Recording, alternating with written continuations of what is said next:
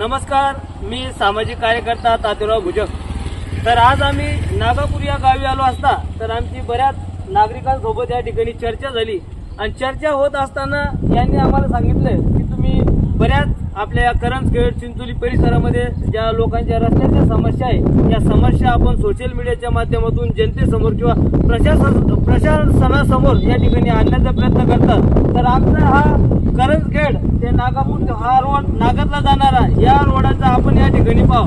तर मित्रांनो, या नागापूर रोड हा गेल्या 2 वर्षापासून या ठिकाणी चालू झालेला आहे। 5-6 महिने झाले तर पुन्हा तात्पुरतं काम या ठिकाणी करण्यात येतं। त्यावेळेस पुन्हा लोकांचा दांगुडा करण्यात आला, पुन्हा हे काम या ठिकाणी चालू करण्यात येतं। म्हणजे गेल्या 2 वर्षापासून लोकांची फसवणूक हे बांधकाम विभाग किंवा प्रशासन या ठिकाणी करत आहे। लोक वारंवार या रस्त्याविषयी एक आंदोलन करत आहे, निवेदन देत आहे, पण प्रशासन त्यांच्या निवेदनाला एक केराची टोपली या ठिकाणी दाखवत आहे। वकील साहेबांनी या रस्त्यासाठी बरेच सोशल मीडियावर यांचे व्हिडिओ निवेदन या ठिकाणी दिलेले आहे, पण अद्यापही या रस्त्याची अंमलबजावणी या ठिकाणी झालेली नाही।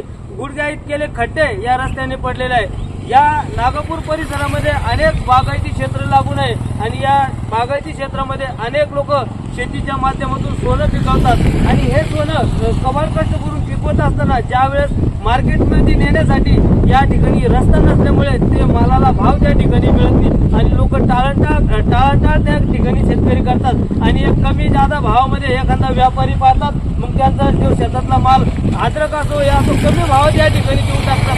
त्यांना माहिती आहे की आपल्या परिसराकडे मोठमोठे व्यापारी येत नाही, कारण रस्ता बरोबर नसल्यामुळे